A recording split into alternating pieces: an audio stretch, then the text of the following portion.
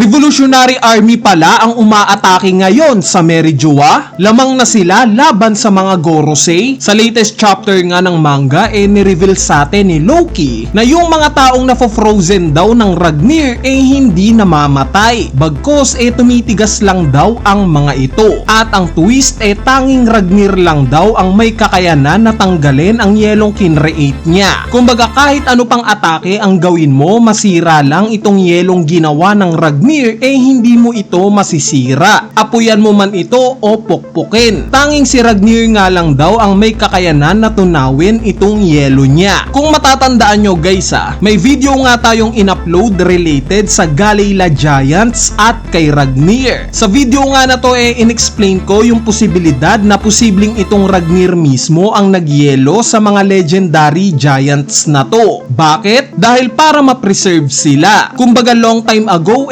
sabihin na nating 900 to 800 years ago buhay na itong Galeila Giants. At since sinasabing mga shipwright daw ang mga ito pwede ngang sila mismo ang gumawa sa barkong Noah. Dahil kita naman natin kung gaano kalaki itong barko na to. Imposibleng gawa nga lang ito ng mga normal na tao. Pwede nga rin sila mismo ang gumawa sa barkong ancient weapon Pluton. At dito na inspire si Iceberg kaya naman pinangalanan niya itong kumpanya niya na Galeila Company. So 800 years ago dahil sa naging pagkatalo ni Joy Boy laban sa 20 Kingdoms pwede ngang bago siya mamatay nangako siya sa mga kaalyansa niya na at some point muli siyang magbabalik. At dahil nga sa pinaniwalaan ito ng mga kaalyansa ni Joy Boy, ang ebidensya nga dyan itong pagpoproclaim ni Zunisha na nagbalik na si Joy Boy gumawa nga ng paraan itong Galeila Giants para maging present sila sa muling pagbabalik ni Joy Boy. At sa paraan nga yan ng preservation, inutos nila sa Ragnir which is kabilang sa grupo nila 800 years ago na i-frozen sila neto. At muli lang sila netong pakawalan sa yelo once na bumalik na si Joy Boy. At dahil nga sa alam naman nating muli nang nagbalik si Joy Boy hindi literal which is si Luffy,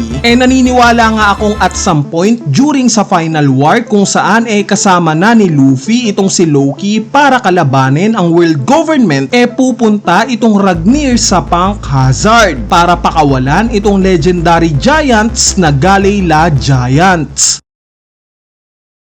Ngayon mapunta naman tayo sa metallic heart netong si Summers. Yes, natanong nga ni Zoro na kung sisirain daw ba niya ito mamamatay na daw kaya itong si Summers? Bali ang best example nga sa senaryo na iniisip ni Zoro itong si King Harald. Kung matatandaan nyo technically nga isa ng Holy Knight itong si Harald nung time na kinalaban niya si Loki. Nakita naman natin na nagkaroon siya ng additional strength at regeneration powers similar sa mga normal na Holy Knights. At paano ba tinapos ni Loki ang buhay ng tatay niya? Diba inatake ni Loki ng Ragnir itong si Harald? Saang parte ba ng katawan niya? Yes guys, sa mismong puso ni Harald. Nakita nga nating nawasak itong puso ni Harald. Kaya naman itong idea nga ni Zoro na kung sisirain daw niya itong metallic heart ni Summers kasabay neto yung kamatayan mismo ni Summers mukhang tama nga ito. Pero sa tingin ko nga hindi ito magiging madali dahil kailangan nga nasa level nila Luffy at Loki yung Conqueror Saki mo para masira mo itong puso ng mga Holy Knights. Kumbaga yes, open na open itong puso ng mga Holy Knights at pwede mo tong sirain anytime. Pero dahil nga sa metal ito ang ibig sabihin lang napakatigas neto. Kaya naman kakailanganin mo nga ng haki para masira lang to. Kung iisipin nyo guys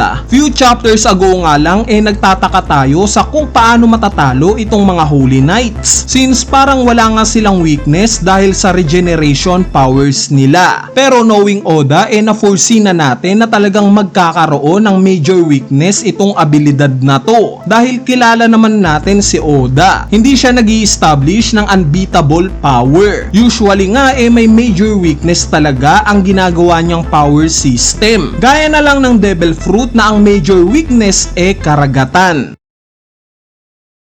During God Valley incident nga ang pinakawak o ang pinakaginawang katatawanan na karakter sa side ng villain itong si Figarland Garling o ang tatay ni Shanks. Bakit? Dahil sobrang yabang nga niya na hindi naman nagtatranslate sa lakas na meron siya. Idagdag mo pa itong saglit na pagkatalo sa kanya ni Sebek na later on siya pa mismo ang pumatay dito, knowing na hindi naman siya ang naghirap para mapatay si Sebek. Yes, bigla ngang bumaba ang tingin ng mga fans sa kanya. Pero sa latest chapter nga ng manga mukhang nagka-comeback na siya. Para sa akin nga tumataas ang tingin ko sa karakter niya as a villain. Kita naman natin sa naging conversation na ginawa niya. Gaya na lang na itong pagpapaalala niya sa mga Gorosei kung gaano kadelikado ang sitwasyon nila ngayon sa Revolutionary Army. Kumbaga sanay kasi itong mga Gorosei na isiping sila ang pinakamalalakas. Walang makakatalo sa kanila kaya sobrang kampante nila. So itong pag-update nga ni Garling sa 4 pang Gorosei kung ano yung sitwasyon nila ngayon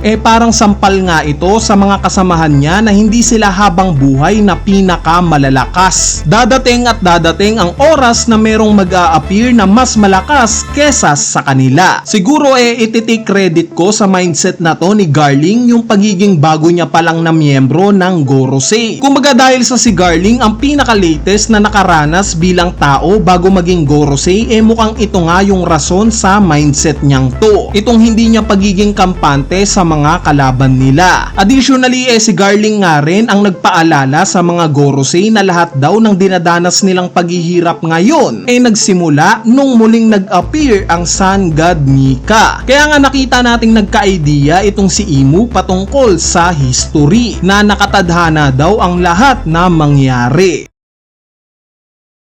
Ngayon mapunta naman tayo sa kung sino nga ba currently ang umaatake sa Merijoa. Most likely nga na ito yung Revolutionary Army. Nakakatuwa ngang masaksihan itong possible na laban ng mag-amang Garling at Shamrock laban sa parang mag-ama na rin ang turingan na sila Dragon at Sabo. Dahil nga sa tumatakbong storyline malamang sa malamang na pagkatalo ang kahihinatnan netong Revolutionary Army. Pero alam naman nating hindi papayag neto si Luffy. Kung alala nyo, meron ngang Vivery card na ibinigay si Sabo kila Robin. Meaning malalaman nila Luffy yung kondisyon ni Sabo sa Vivery card niya. At papayag ba naman si Luffy na gaya ng sinapit ng kapatid niyang si Ace na dahan-dahang nawawala ang Vivery card? Mangyayari ulit ito sa kapatid naman niya na si Sabo? Syempre hindi. Possible nga na this time magtatagumpay na si Luffy na sagipin itong isa pa niyang kapatid, this time na si Sabo. Anyway, ayun na nga yung maikling topic natin patungkol sa Galila Giants, sa Ragnir, kay Garling at sa kung sino possible ang umaatake sa Merijoa. Kung sakaling na-enjoy nyo nga itong video na to, huwag nyo nang kalimutang pindutin niyang like button dahil napakalaking tulong na nga niyang like nyo para sa ating channel. At syempre idamay nyo na rin yung subscribe button. So yun lang, peace!